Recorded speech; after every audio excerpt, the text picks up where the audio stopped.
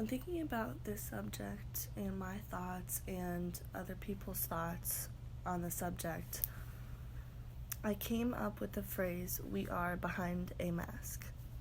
I say a mask because it feels like we're all trying to be perfect. We're all trying to, paint the perfect picture of this school. I mean, who doesn't want to be a part of this huge monumental school that everybody knows, basically across the globe? We all walk around this campus every single day, so I think we are the ones who really know what goes on behind the scenes. One of the main focuses of this school is diversity and inclusion. It's in all of the school's missions and, diversity statements. But is this school really showing that? The subject of familiarity comes into play because, we as humans, we are attracted to what is familiar and we are drawn to what is familiar, and I think that plays back to even race. Back to the diversity and inclusion statement, I don't think that's shown in this school, and the school is trying to have us all mesh together as one, but there's underlying prejudice, there's underlying rejection happening all around campus. So what I would like to see happen is a balance. I don't think there's a balance right now in this campus. If you look at any friend group, it's not really diverse. I think we need to reach out and expand our horizons and accept everybody for who they are, and then we can have, peace through that. This campus can be peaceful when we accept people. The subject of representation also comes in, because yes, we want to represent this school, we're paying for it, so I think we can represent the school and ourselves so much better if we start to reach out. When you look at one of the advisory boards of Penn State, even a couple years ago, this board is not 1 ounce diverse.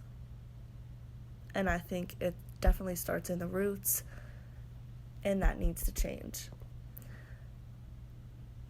I encourage everybody to branch out. I have branched out. Probably not enough, but when I have, it really benefits me, and I could see that. I could see that benefit firsthand. And I think when we're, just hanging around what we're used to, it really holds us back. And if we're held back, we're not reaching our full potential. And I think that's the whole point of life, is to reach your full potential, whatever you believe that is. And, when I look around in my classrooms, I'm still surprised to see that there are still nice and genuine, kind people. And I think we need to focus on that. I think we need to focus on those sorts of minds, open-mindedness and acceptance. I think when we all, accept each other and not judge or worry about, what other people are doing, just accept what they're doing, I think, that could be something great. One of the big things about this school is the connections you'll make throughout your, 4 to 5 years. And I think it is true. The alumni association is one of the biggest, but who are those connections really benefiting if you look at it?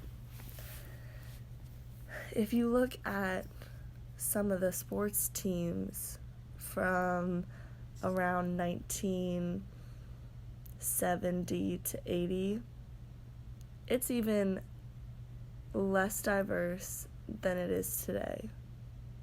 And that's an issue. Why did this school start out not 1% diverse?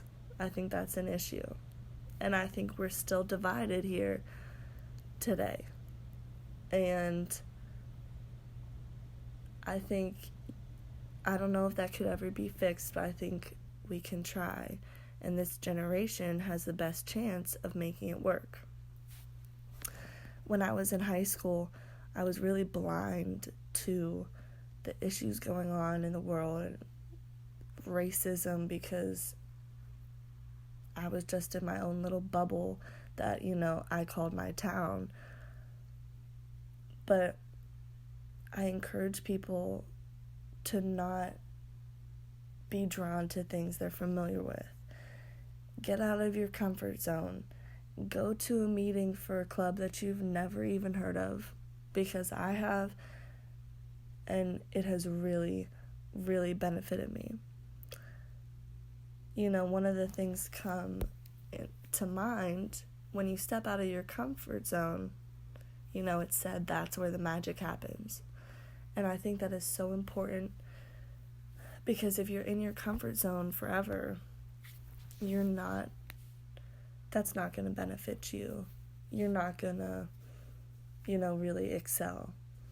I think this generation of all generations has the chance to remove the mask that previous generations have put on our faces.